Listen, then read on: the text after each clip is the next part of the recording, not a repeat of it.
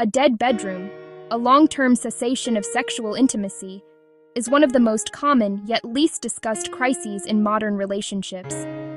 We often imagine it as a sign that love has vanished, a final verdict on a partnership's viability. But the reality is far more nuanced and complex. It's not merely the absence of an act, it's the erosion of a specific kind of connection, a private language of touch and desire.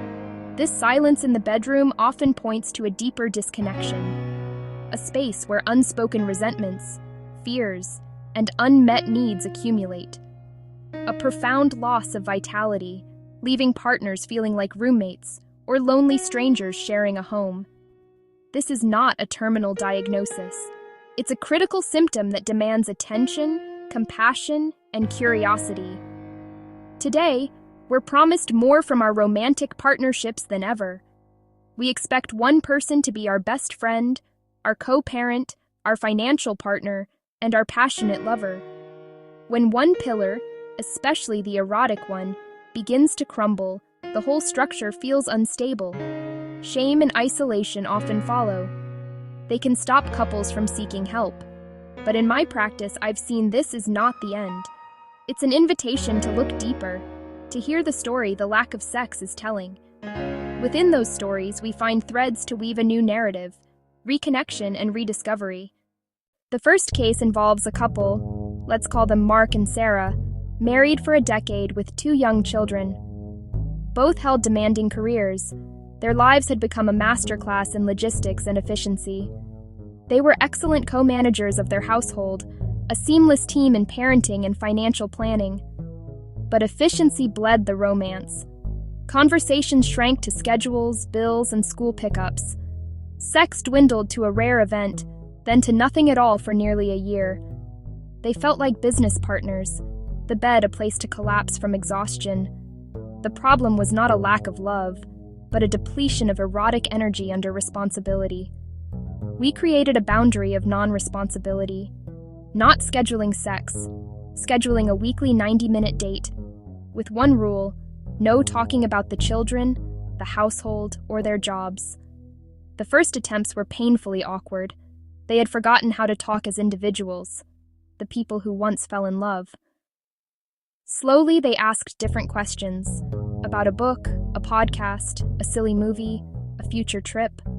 Not profound, just outside the realm of duty. Mystery and separateness returned. Each remembered the other's inner world. They began to see each other as desirable others, not only co-parents. The win was a daily shift, refuge-like dates, playful texts, easy touch. After 2 months, a lingering hug led to a deeper kiss. Intimacy returned gently, born from rediscovery, rebuilding erotic connection by rebuilding the personal one. Our second couple, David and Lena, together 7 years, faced a different problem: unspoken expectations and quiet rejection. Lena, with higher libido, occasionally initiated. After repeated turndowns from a stressed David, she stopped trying. Her silence protected her from feeling unwanted. He felt pressure and guilt, mistaking silence for her lack of desire.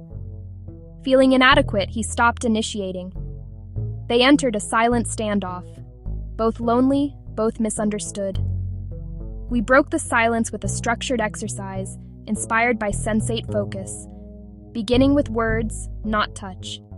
10 minutes, twice a week, one speaks 5 minutes in I statements about the intimacy gap.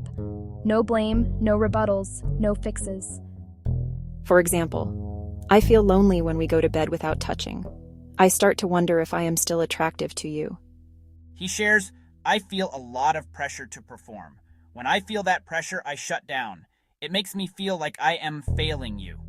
She heard his anxiety, not indifference. He heard her loneliness, not accusation. The monster in the dark was a misunderstanding fed by silence. With feelings voiced, tension eased. Desire became a shared challenge, not a failing. They practiced giving and receiving touch, with no expectation it would lead to sex. Simply pleasure and connection. By removing the goal and centering care, trust and safety returned. Sex did return, and they gained a shared language to navigate natural fluctuations in desire. These stories reveal a universal truth. Erotic recovery rarely starts in the bedroom. It is, more often, a flanking maneuver. For Mark and Sarah, cordon off life from relentless demands. For David and Lena, a structured ritual to hold vulnerability. In both, the solution was not to try harder to have sex. It was to change the context in which sex might, or might not, happen. Lower the pressure. Let desire re-emerge. The common thread: small, consistent, intentional actions. Grand gestures add pressure. Reconnection lives in small moments where both feel heard. A weekly date where responsibility stays at the door. A touch without agenda. Rituals as anchors while trust rebuilds. New muscle memory. Connection over avoidance. If you are in a dead bedroom, do not despair. It is common, not final. Stuck is powerful, but inertia can be broken. Shift focus from the symptom to the system that fed disconnection. Change starts with courage and a small, different action. Choose one small act this week. Talk 15 minutes, offer one true compliment, or a simple goodnight kiss.